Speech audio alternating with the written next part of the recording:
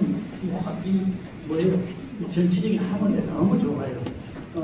특히 은혜 아니면 나서지 못하네. 십자가의 그 사람 능력 아니면 나서지 못하는 이 가사가 우리의 고백이 되고 우리의 간증이 되셨으면 좋겠습니다. 네. 다시 한번 우리 찬양대 주님의 이름으로 축복합니다. 저는 남편이 결혼하기 전에는 아내에게 충성하겠다고 맹세하더니 결혼 이후로 10년이 돼도 고주망대 술을 먹고요. 어느 날 진짜 술을 많이 먹어서 응급실에 갔다가 정말 지옥 문턱까지 갔다 올 정도로 고생을 심하게 했어요. 그러더니 한마디도 없이 술을 딱 끊더라고요. 아예 술을 입에 대지 못하고 술을 봐도 부드러기가 생길 정도로. 부인은 매일매일 사만 나는 인생 되는 거예요. 풍족하지 못해도 남편 좋아하는 두부찌개 끓이려고 이 시장을 가는데 발걸음이 가볍고 매일 신이나 사는 거예요. 이웃집 아주머니가 물어봐요. 어떻게 그렇게 매일매일 신바람이 나느냐고. 그랬더니 이 아내의 대답이 그러니까 이전에는 사람이 아니었습니다. 이전에는 개였습니다. 미친 개였습니다. 그러세요. 남편 한 사람 바꿔지니까요. 가정이 행복해져. 부인은 신바람 나고 남편은 건강 되찾고 모두가 다 좋아지는 거예요. 여러분 나은 사람이 중요합니다. 나은 사람이 달라지면 우리 가정도 행복하고 주변도 달라지고 교회도 행복한 교회 되기를 축원합니다. 밤은 누구에게나 갑자기 오는 겁니다. 질병의 밤이든지 사고의 밤이든지 환경의 밤이든지 밤이 되면 그때는 하고 싶어도 못해요. 건강할 때 못하면 그 병든 뒤에 후회하고요. 힘 있을 때 안 하면 잃어버린 뒤에 후회하게 되더라는 거예요. 무엇이든지 내게 할 수 있는 기회가 오고 기회를 주실 때가 있어요. 힘들어서 못하고 부담스러워서 못하고 여러분 진짜 믿음은요. 거친 파도를 치고 고기를 잡는 야성의 믿음을 회복하는 거예요. 같이 한번 고백합니다. 주님 나에게 강함을 주옵소서. 주님 나에게 강함을 주옵소서. 나의 축복의 도구로 아멘. 하나님은 사랑하는 자녀들에게 특별히 충성하기를 원하는 자녀들마다 가정들마다 좋은 것을 주시기를 원하는데 무엇이 그걸 가로막느냐. 에레미야 5장 25절은 이렇게 말씀을 해요.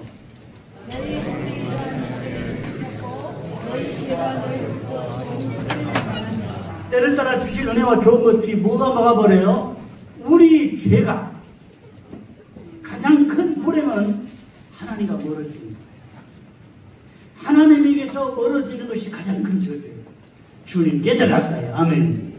로마서 11장까지는요. 오직 믿음으로 의로워진다 이걸 말씀하고요. 로마서 12장부터 마지막까지는 의로워진 사람은 이렇게 살아야 된다. 실천과 적용을 말씀하고 있는 내용인데 그래서 처음에 그러므로 그렇게 시작을 하는 거예요. 믿음으로 의로워졌음으로 그런 의미입니다. 믿음이라는 게 세례받고 집사되고 장로되고 권사된다고 저절로 믿음이 성숙해지고 믿음이 자라는 거 아니에요. 요나가 왜 불순종하고 거역의 길을 갔느냐? 요나는 누구보다 자기 기준과 신념이 분명한 사람이었습니다.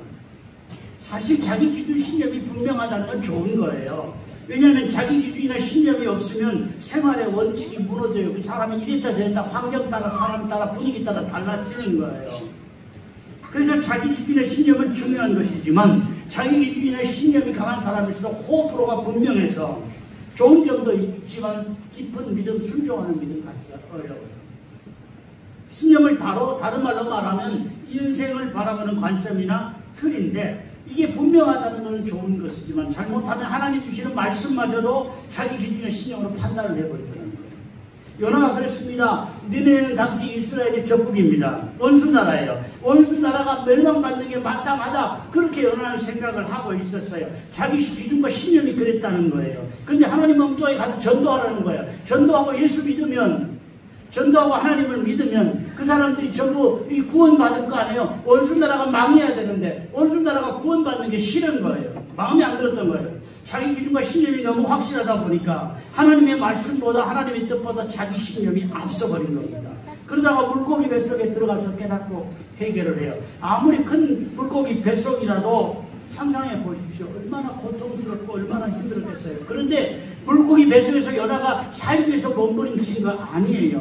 그저 하나님 구서 들고 나아가는 거예요. 회복의 비결은 두 가지입니다. 첫째는 기도하는 거, 또 하나는 하나님과의 관계를 회복하는 거. 아멘. 기도할 수 없는 상황 가운데라도 우리가 기도하면 하나님 은혜를 주실 줄로 믿습니다. 무엇보다 하나님 관계를 회복해야 되는데 내 기준, 내 신념, 내 계획, 내 뜻, 내 경험, 내 능력 이것을 내려놓아야 하나님과의 관계가 회복되고 하나님의 음성이 비로소 내 길에 들리는 거예요. 우리 살면서 부부관계 문제가 있고 부모자녀 간에 문제가 있고 고부간에 문제가 있을 때 내가 열심히 했는데 나로서는 최선을 다했는데 그럴 때가 있잖아요. 인생은 열심히 한다고만 되는 게 아니에요. 최선을 다하는 마음과 함께 주님 앞에 구해야 한다. 목사가 왜 저렇게 말이 자꾸 빨라지냐 그런 분이 없겠을지 몰라요. 왜 그러는 것 같아요? 제가 평소에 설교하는 분량보다 약 3분의 1쯤 설교 분량을 더 많이 줍니다. 하나라도 더 전하고 싶어서. 이해가 되시나요? 근데 왜 안 해요? 하나라도 더 전하고 싶어서. 이제 말년이 되니까요. 하나라도 더 전하고 싶은 생각이 막 마음에 오고 또 그 열정, 하나님 열정을 안 주시면 어쩔 수 없잖아요. 근데 열정을 하나님 주시는 거예요. 더 전하고 싶다. 조금이라도 더. 그런데 사람의 심리라는 게요. 지난번 한번 잠깐 말씀드렸지만 저녁에 시간이 넘으면 신경이 나요. 예배 잘 듣다가 신경이 나면 안 되잖아요. 우리 철칙이 12시 넘으면 안 된다. 12시 넘어도 돼요 사실은. 어떤 교회는 오전 예배는 1시간 20분씩 드려요. 그런데 그걸 깨닫고 나서는 절대로 긴 시간 설교를 안 합니다. 과거에 이미 은퇴하신 지 오래됐지만 살동교회를 확 부흥시킨 그 목사님 계셨어요. 총회장도 하시고 대단히 훌륭한 목사님인데 그 목사님 철칙이죠. 20분 이상 설교를 합니다. 이 목사님이 알았던 것 같아요. 시간 넘으면 힘들지 않다. 자기도 그렇고 부교육자는 절대 20분 넘으면 못하게 해요. 근데 사실 20분 만에 어떻게 설교를 해요. 그런데 그렇게 해요. 했어요. 이 교회가 또 설교를 잘 됐어요. 저도 시간은 안 넘어야 되겠는데 어떻게 하면 이 말씀을 조금 더 전할까. 그러다 말이 빨라진 거예요. 빨라도 다 알아들을 수 있는 것이 말씀을 듣는 순간에 살아있는 말씀은 내 속에 들어가서 내 심령을 움직이고 내 믿음을 움직이고 내 생활을 움직이는 역사 그 힘이 있거든요. 그래서 다 이해가 안 되어도 듣다 보면 그 말씀이 내 속에 들어가 역사하는 거예요. 그래서 그걸 믿고 빨리 하는 거예요. 이해가 안 되는 것도 듣다 보면 이해가 되고요. 또 말씀이 이 반복되는 말씀들이 많습니다.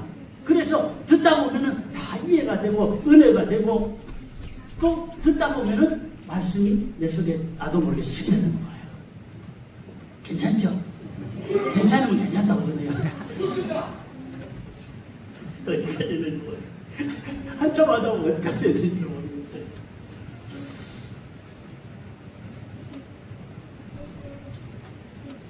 내가 최선을 다하는 믿음과 함께 뭐하는 믿음이 있어야 된다고요?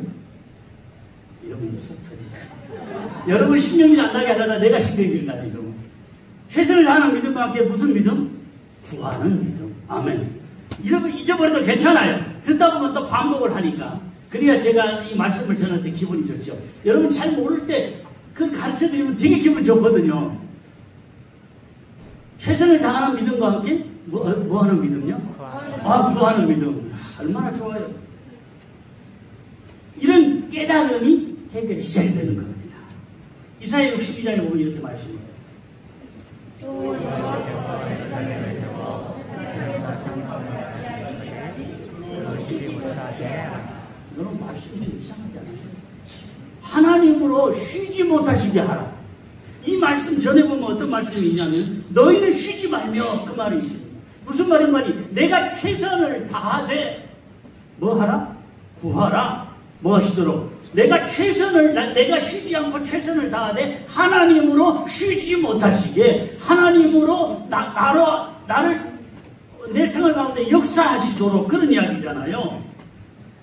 내가 열심히 할 뿐 아니라 부지런히 구해서 하나님이 나를 위해 역사하시도록 하라. 그런 이야기. 이해가 되시죠? 오늘 헌신을 다짐하는 찬양대는 물론이거니와 우리 모두가 자기기주의나 신념보다 주시는 말씀을 최우선으로 믿고요. 기도하며 사는 믿음의 사람들 되셨으면 좋겠습니다. 우리가 이런 마음으로만 살면 주님의 마음을 시원하게 해드릴 거예요. 잠언 25장 13절. 충성된 사람은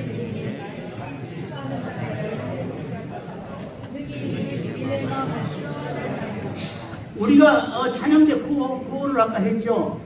소를 드리는 마음으로 찬양을 드리면요, 하나님 그 찬양을 정말 기뻐하실 것 같아요. 또 주님의 마음을 시원하게 해드린 것은 뭐냐? 내가 최선을 다함과 함께 하나님께 구하는 믿음, 하나님께 매달리는 믿음, 하나님께 기도하는 그 믿음은 주님의 마음을 시원하게 해드릴 것 같아요. 말씀에 순종하는 믿음, 또 주님 기도하는 믿음으로 주님의 마음을 시원하게 해드리리라.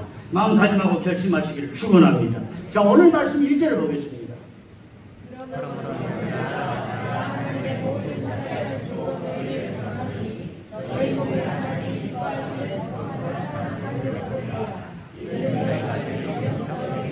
내 몸 자체가 하나님께 영광 드릴 몸이에요. 왜 그러냐고 물어보지 마세요. 처음부터 나는 구별하고 택하셔서 하나님께 영광을 돌리라 그렇게 만들어졌어요. 고린도전서 6장에 보면은요, 너희 몸은 너희가 하나님께 부르짖으나 너희 가운데 계신 성령의 의미를 알지 못하느냐. 너희는 너희 자신의 것이 아니라 앞으로 산 것이 되었으니 그러니 너희 몸으로 하나님께 영광을 돌리라. 우리 몸을 뭐라 그랬어요? 우리 몸을 뭐라 그랬어요? 성령의 전이다. 다른 말로 하면 뭐예요? 성전이에요, 성전. 눈에 보이는 건물이 성전이 아니라 내 예수 믿는 내 마음 자체가, 내 몸 자체가 성전이라는 거예요. 왜 성전이 되느냐? 나를 값으로 사셨으니 성전이에요. 그러면 값으로 산 나는 내 몸으로 하나님께 영광을 돌려야 한다. 아멘. 몸을 주님의 선한 도구로 쓰는 사람이 가장 복된 사람이에요. 우리가 무엇보다 찬양되는 찬양을 통해 하나님께 영광 돌리지만 하나님께서 영광 받으시는 찬양은 부르는 사람도 그렇고 듣는 사람도 그렇고 이슬 같은 은혜와 평안이 함께 오는 거예요. 우리 찬양대가 해야 될 사명이 바로 이겁니다. 먼저는 하나님께 영광이죠. 근데 사람에게는 전혀 은혜가 안 된다. 그거는 반쪽이에요. 먼저는 하나님 영광 돌리도록 찬양하는 것이지만 하나님 영광 받으시는 찬양은 부르는 사람에게도 잔잔한 이슬 같은 은혜가 임하는 거고요. 듣는 사람에게도 이슬 같은 은혜가 임하는 거예요. 세상 노래는 아무리 마음에 와 닿는 노래라도 실컷 부르고 나면 허전해요. 마음이 공허해져요. 여러분 노래방에 가서 실컷 노래 부르고 나올 때 어떻든가요? 네? 속이 터져요? 마음은 시원한데 아니에요? 노래방 가서 실컷 노래 부르면 시원한 것 같아 나올 때는 마음이 공허해요. 뭔가 허전해요.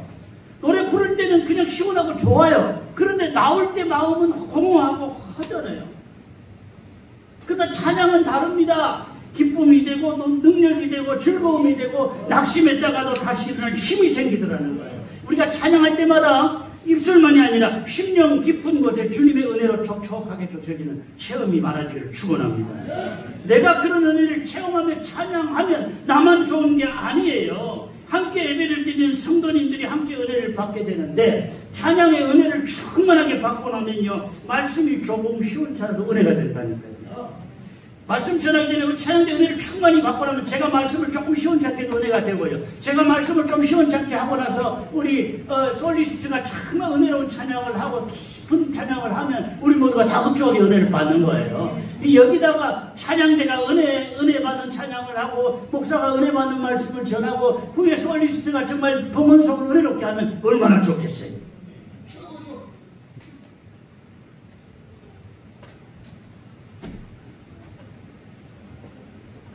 많은 사람들에게 은혜의 통로로 사셨으면 좋겠습니다. 주님은 다른 거 원하시는 거 아니에요. 너희 몸을 산제물로 드리라. 같이 한번 합니다. 너희 몸을 산제물로 드리라.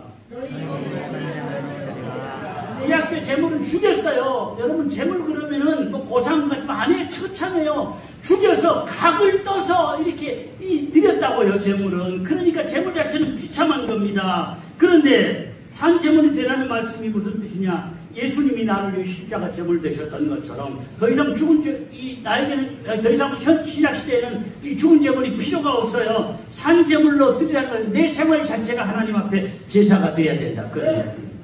다윗이 오래오래 하나님의 사랑받고 존귀한 인생을 살았던 이유가 뭐냐? 사람들이 칭찬을 받고 다윗을 막 높여줍니다. 그래 어떤 마음을 가졌느냐? 하나님 제가 무엇이길래 이렇게 많은 칭찬을 받을 수 있습니까? 하나님께서 저를 인정하시고 높여주셔서 존귀한 길을 가는 줄 압니다. 저를 높여주신 하나님을 높여드립니다. 이 마음을 다윗이 평생 잃어버리지 않았어요.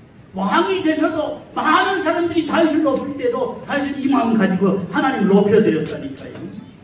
그러니 하나님 보실 때 이런 다윗이 얼마나 기특하겠어요. 그래서 계속해서 은혜를 주시고 다윗이 존귀해지는 복을 주시고, 그러면 다윗하면 또 하나님께 감사하고 영광 돌리고 돌려주시고, 이런 역사가 반복이 되는 거예요. 왔다 갔다 평생 다윗의 마음이 변치 않은 겁니다. 찬양을 하는 마음이 다윗같이 변치 않는 마음, 오직 감사로 하나님을 높이고, 하나님 우리 찬양하는 마음에 은혜와 복을 더해주시고, 또 하나님께 영광 돌리고, 하나님은 더 큰 은혜를 주시고 돌리고. 아멘. 이 선순환의 역사가 나를 통해 이루어지는 거예요. 살면서 무슨 일이든지요, 내 마음대로 안 될 때 속상하고 마음 한편에 견딜 수가 없다. 그렇다면 아직 주님께 나를 온전히 드리지 못한 거예요. 내 마음대로, 내 계획대로 안 될지라도 주님 뜻대로 된다면 그것이 좋은 거 아니겠어요? 먼저 나 자신을 주님께 드리게 하옵소서. 아멘. 같이 합니다. 먼저 나 자신을 주님께 드리게 하옵소서. 무슨 일이든지 내 마음대로, 내 계획대로 안 될지라도 주님의 뜻대로 된다면 그 차에 기쁨이 되게 하옵소서. 아멘. 말씀을 전하다 보니까 찬양되는 이야기하고 솔리스트 이야기하는 찬양가를 대하는 거예요. 괜히 마음이 시험 들고 있을 거예요. 사실 예배전의 찬양은 정말 중요해요. 단순히 순서 메꾸려고 시간 메꾸려고 하는 게 아니에요. 예배 전 찬양에 충만한 은혜를 받으면 우리 마음이 열리고 하나님을 향한 우리의 예배의 자세가 달라지는 거예요. 우리 찬양 가운데 임하시는 하나님, 우리 깊이 깨닫고 찬양받고 힘내서 그 주님의 은혜의 통로로 쓰임받기를 축원합니다. 살면서 찬양대는 물론이고 우리 모두에게 먼저 나를 주님께 드리게 하옵소서. 때로 내 마음대로 내 계획대로 안 돼도 주님의 뜻대로 되는 것이 내 기쁨이 되게 하옵소서. 이것이 우리 모두의 마음의 자세가 결단이 되셨으면 좋겠습니다. 이제는 주님의 뜻대로 살리라, 헌신하며 살리라. 찬양대만 한번 해봅니다. 산재물 되겠습니다. 아멘. 아름다운 찬미의 제사를 드릴 뿐 아니라 나 자신을 산재물로 드리는 결단이 있으시길 축원합니다. 우리 모두 같이 한번 하겠습니다. 산재물 되겠습니다. 산재물 되겠습니다. 아멘. 여러분 자주 하는 이야기지만요, 믿음의 사람은 정말 예배를 소중히 줄 알아요. 가장 귀하게. 흔히 우리가 많이 들었던 말씀인데, 예배에 성공하면 믿음에 성공하고, 믿음에 성공하면 인생에도 성공하면, 이런 수없이 많이 들었잖아요. 그런데 다시 한번 우리 심령에 새롭게 부딪혀 왔으면 좋겠습니다. 이것이 구호가 아니라요, 내 속에 깊이 박혔으면 좋겠습니다. 취업 열매를 먹는 자리에서라도 일어나 돌아가는 결단이 없으면 회복의 은혜를 내 것으로 취급하죠. 늘 이래서는 안 되는데, 이렇게 살아서는 안 되는데 이러다가 말아요. 약속하신 축복을 내 것으로 체험을 못하고 사는 거예요. 여러분, 일어나는 결단, 말씀의 은혜 받으면 뭐예요? 깨달으면 뭐예요? 일어나는 결단이 없는데, 돌아서는 결단이 없는데, 우리에게 필요한 것은 일어나는 결단이고, 은혜 받고 깨달은 대로 돌아서는 결단이 있어야 돼요. 쉽지는 않아요. 근데 누가 해야 돼요, 이 결단은? 내가 해야 돼요. 내가. 내 자신이 일어서는 결단, 돌아서는 결단을 해야 돼요. 나 자신이 해야 돼요. 주님이 대신해 주시는 것이 아니에요. 내가 일어나고 내가 돌아가야 돼요. 내가 일어나고 내가 돌아가야 나에게 새 옷을 입혀주고 가락지를 끼워주고 신발을 시켜주시는 아버지의 사랑을 내가 체험하고 내 것으로 누릴 수 있는 거예요. 주저앉은 자리에서 과감하게 일어나서 돌아가는 결단은 내가 해야 돼요. 죄악의 자리에 내가 머물고 있다면, 행여라도 내가 신앙의 양다리를 거치고 있다면, 내가 죄악의 자리에서 과감하게 일어나서 돌아가는 결단이 있어야 돼요. 은혜의 자리로 들어가야 돼요. 내가 불순종하고 거역하는 자리에 있었다고 하면 일어나서 순종의 자리로 돌아가고, 내가 게으름의 자리에 있었다면 일어나서 헌신의 자리로 들어갈 때 주님 더 큰 은혜를 주실 줄로 믿습니다. 무엇보다 예배는요, 간격이 있어요. 가끔 제 자신이요, 때로는 한 1,000명, 2,000명 모이는 정도 할 수 있는 그런 설교를 해요. 또 그런 모습으로 해야 되다 보니 어차피 10,000명 안 되는 거 다 비슷한 거 아니겠어요? 1,000명 안 되는 거 다 비슷한 거 아니겠어요? 그런데 제가 왜 그런 마음을 가져보냐면 하나님 열정을 주시거나 저는 한 분 한 분을 한 사람으로 보지 않아요.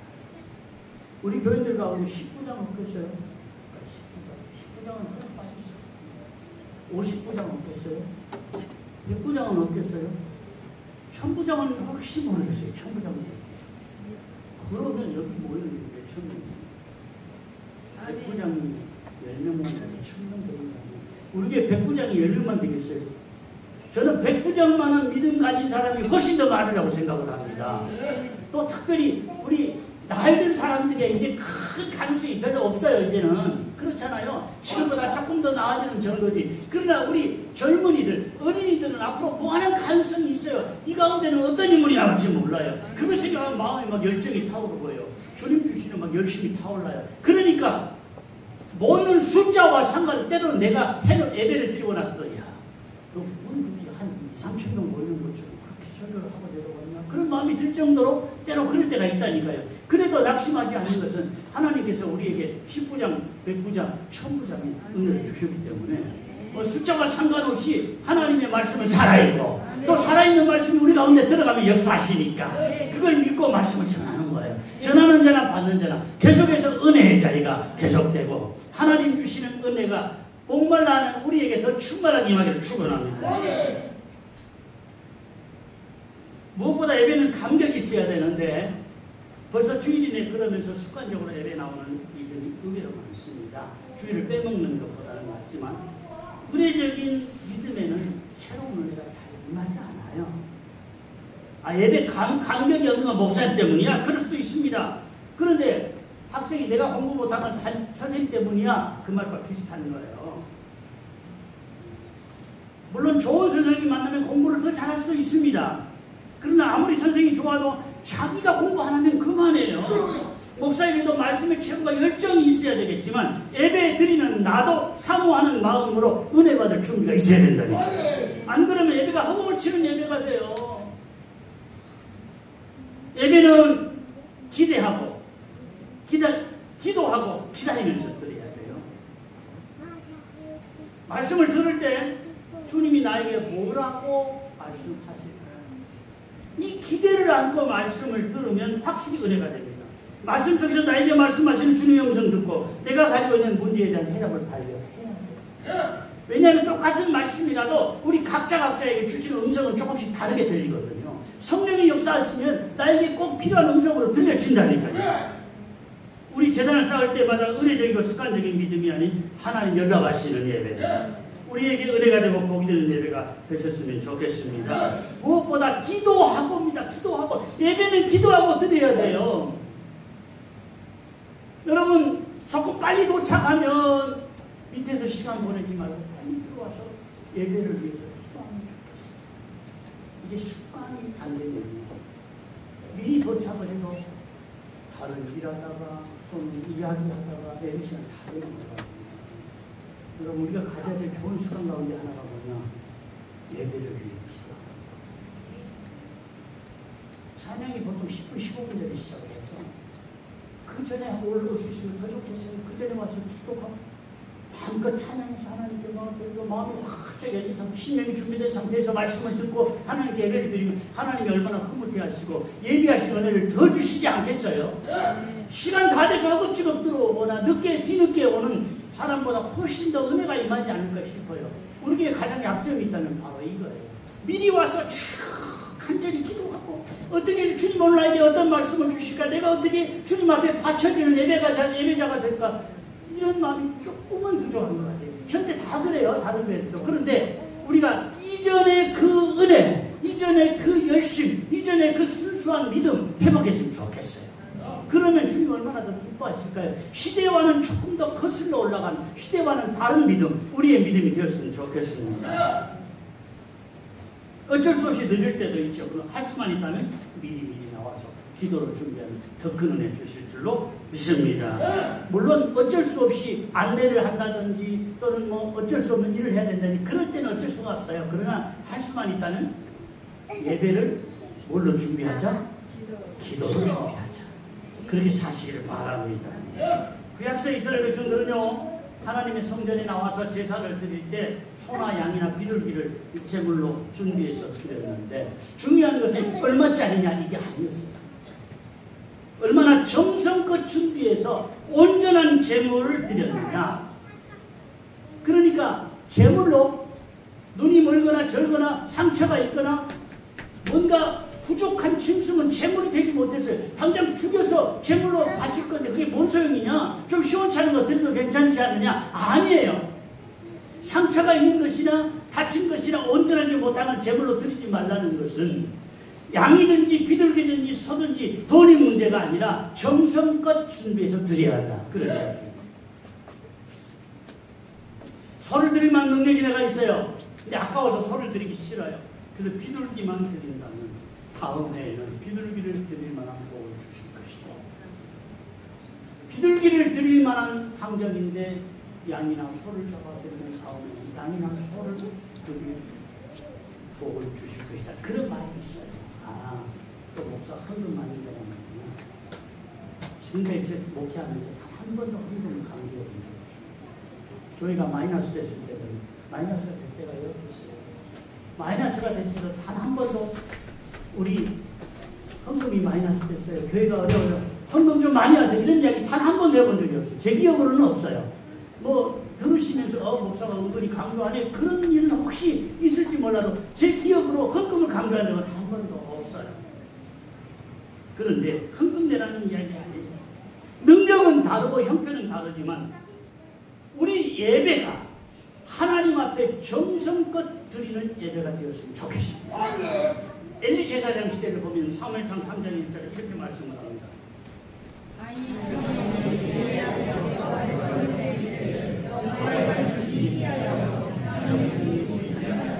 한마디로 영적으로 어두운 시대였고 하늘문이 닫혀지고 은혜의 샘이 말라버렸어요. 그런데 은혜의 샘이 말라버리고 하늘문이 닫혀버리고 어두운 시대가 되면 사람들의 마음속에 갈급함이 있어야 되잖아요. 아, 이렇게 살아서는 안 되는데, 이렇게 믿어서는 안 되는데, 이런 게 계속되면 안 되는데, 그런 자각이 있어야 되는데 그런 자각이 없었어요. 그냥 그렇게 사는 거예요. 분명히 비정상인데 정상처럼 산 거예요. 오늘날 믿음 생활에도 너무 편한 것에 익숙해지면요, 스스로 뭔가를 할 만한 능력을 잃어버리게 되는데, 해변의 관광지에 사는 갈매기들은요, 뭐 먹고 사는지 아세요? 새우깡입니다. 갈매기들은 거친 바다를 헤치고 물고기를 잡아먹고 살아야 되는데, 날아다니면서 이 관광객들이 주는 새우깡이 맛있고 편하거든요. 또 그거 보고 관광객들이 막 좋아하잖아요. 먹이 주고 그거 채가고 하는 그 모습이 재밌어서 자꾸 주다 보니까 갈매기들이 진짜 해야 될 물고기를 잡는 야성을 잃어버린 거예요. 고기를 잡을 줄 몰라요, 갈매기들이. 여러분, 이런 갈매기로 사는 것은 불행입니다. 힘들어도 우리는 거친 바다를 헤치고 고기를 잡을 줄 아는 야성의 믿음을 가져야 돼요. 믿음의 핵심이 뭐냐? 마음이 바뀌는 겁니다. 내 마음이, 내 생각이, 내 심령이 믿음의 생각으로, 아멘. 하나님 기뻐하시는 마음으로, 아멘. 그렇게 바꾸어지기만 하면 모든 것이 바꿔집니다. 나 한 사람이 바꿔지면 가정이 행복해지고 모두 다 좋아져요. 내가 변화되지 않으면 허송세월입니다. 뭐 장로로 몇십 년을 일하고 뭐 이 전사로 몇십 년을 내가 했다, 이게 중요한 게 아니에요. 직분이 중요한 게 아니에요. 경력이 중요한 게 아니에요. 목회 내가 몇십 년을 했다, 이게 중요한 게 아니에요. 내 믿음이 잘못되면 다 허송세월입니다. 헛산 거예요. 나도 행복하지 못해요. 하나님께도 행복이 되지 못해요. 가족들도 행복하지 못합니다. 가족들도 속상하고요. 힘든 길을 가게 되는 거예요. 우리 얼마를 살든지 좀 행복하게 살았으면 좋겠어요. 믿음 생활도 행복했어요. 주님의 뜻을 알고 주님의 뜻대로 순종하며 사는 것이 정말 믿음의 행복을 가져다 주는 겁니다. 주님의 뜻을 알고 그 뜻대로 순종하며 살면 나도 행복하고요. 다른 사람에도 은혜가 되고요. 다른 사람에도 유익을 끼치게 되는 거예요. 그러면 나도 좋고 가식구들도 좋고 주변 사람도 행복하고 같이 합니다. 마음을 새롭게 하고.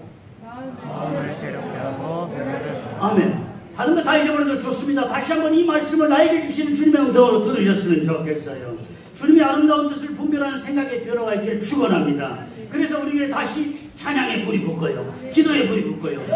행여라도 입술로 흉내만 앵무새 되지 말아야 돼요. 찬양을 하면서 우리 찬양대는 물론이고 찬양단도 그렇고 우리 솔리스트도 그렇고 우리 모두가 다 성령의 임재하심을 먼저 마음에 체험해야 돼요. 성령이 임재하셔서 부르는 찬양하고 그냥 내가 기술적으로 부르는 찬양하고는 달라요. 내 자신이 다름을 느끼고요. 듣는 사람이 다름을 느끼고요. 하나님도 그걸 아신다니까요. 목소리만 좋다고 화음만 잘 된다고 아름다운 찬양이 아니에요. 성령의 임재하심 먼저 내가 체험하고요. 하나님께 영광이 되고 듣는 우리 모두가 함께 느끼는 그런 찬양이 되셨으면 좋겠습니다. 찬양을 통해서요 은혜를 치유하심이 만듭니다. 말씀을 통해서도 주님은 만져주시거니와 찬양을 통해서 주님 우리 신령을 만져주셔요. 우리 고장난 부분을 고쳐주세요. 찬양을 통해서 우리가 새 힘을 얻게 하세요. 찬양을 통해서 위로받게 하세요. 나의 상한 심령이 고쳐져요. 회복돼요. 나도 모르게 좋아지는 거예요. 이런 역사들이 우리 예배 시간을 통해서 많이 나타났으면 좋겠어요. 헌신을 다짐하는 우리 찬양대로 우리 모두가 더 깊은 은혜로 은혜의 자리로 나아가시기를 축원합니다. 우리 같이 나는 예배자입니다. 찬양하겠습니다.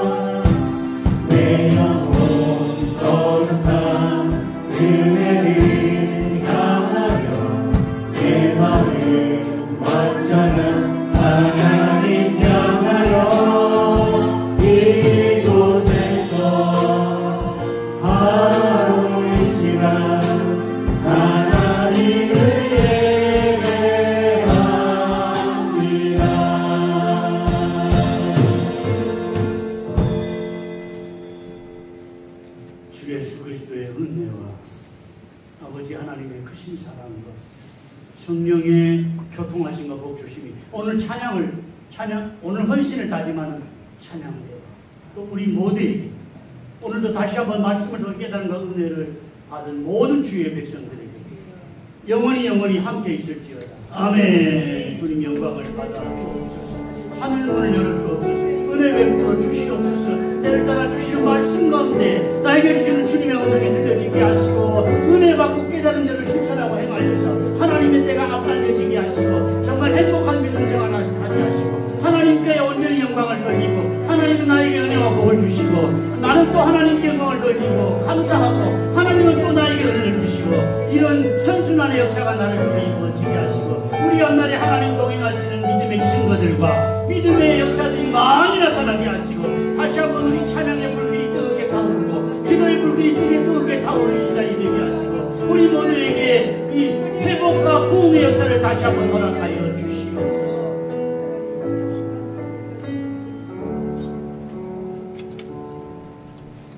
예배를 마쳤습니다. 다시 한번 우리 찬양대와 찬양단과 우리 모든 우리 사람들에게 다시 한번 격려하고 축복하겠습니다. 주님께 영광 돌리고 할렐루야 아멘.